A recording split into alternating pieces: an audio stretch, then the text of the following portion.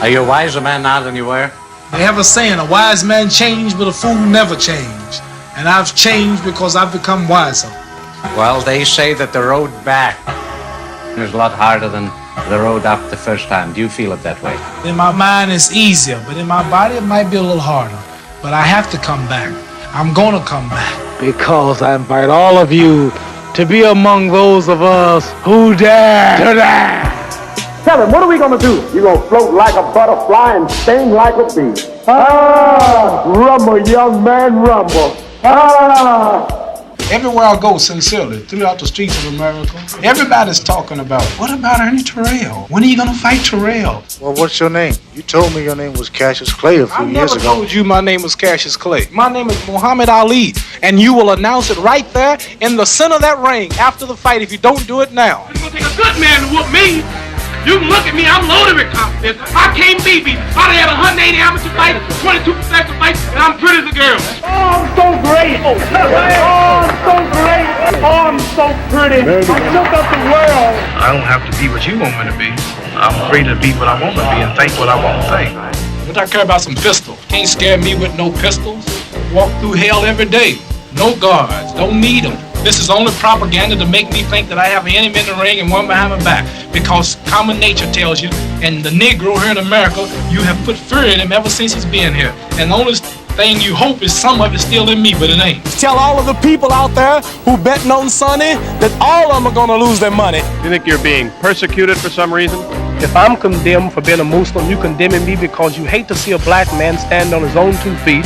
You're telling the black world that you never want to see a black man independent, and this is all you're doing, and this only makes me bigger. This will be the greatest prediction in the history of all boxing. I've never been wrong. All of Miami. Channel 4 made me great. That's why I stopped listening and ate. Hey, let's get it on.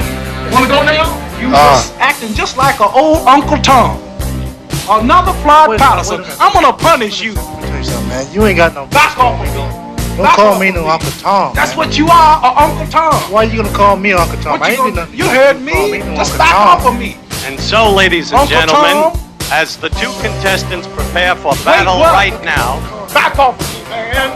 Back off of me, man. Well, whatever the punishment, whatever the persecution is for standing up for my religious beliefs, even if it means facing machine gun fire that day, I will face it before denouncing Elijah Muhammad and the religion of Islam. I'm ready to die. I'm not gonna help nobody get something my Negroes don't have. If I'm gonna die, I'll die now, right here fighting you. If I'm gonna die, you my enemy. My enemy is the white people, not Vietcong's or Chinese or Japanese. You my opposer when I want freedom. You my opposer when I want justice. You my opposer when I want equality. You won't even stand up for me in America for my religious beliefs, and you want me to go somewhere and fight, but you won't even stand up for me here at home. He got hit hard. I hit him with a punch that Jack Johnson used called the anchor punch. And you can't see it, but if you were hit with it, all of you'll be out. You're still content, you're still determined to return to the ring and fight once again, regardless of what happens. Oh, yes, mainly to pay bills, you know. This is my main meaning of livelihood. And I would return mainly to pay a lot of unpaid debts. If the government cleared this thing up, say, tonight, and you could fight a month from now, name me one person you'd like to fight right away. Well, I know you've seen all I'm this. not out to fight none of them, really. They all really want to fight me because I can't gain no prestige. Which one would make the best fight and draw the biggest crowd? Joe Frazier. You think they make predictions about fights? That's part of the Clay psychology and also part of the Clay greatness. And the Clay greatness. Well, now you claim to be you're going to be the next champion of the world. Next champion of the world. Well, I'll hold the title for about 10 years and then give it to my younger brother Rudolph. Good luck. I hope it's not an act. I hope you mean it. If it's an act, just look at my record and see it. Have the other fights been acts? Have they been acts? Not so far. Well, what makes you think I'm acting? This is the legend of Cassius Clay, the most beautiful fighter in the world today. He talks a great deal and brags indeed of a muscular punch that's incredibly speedy.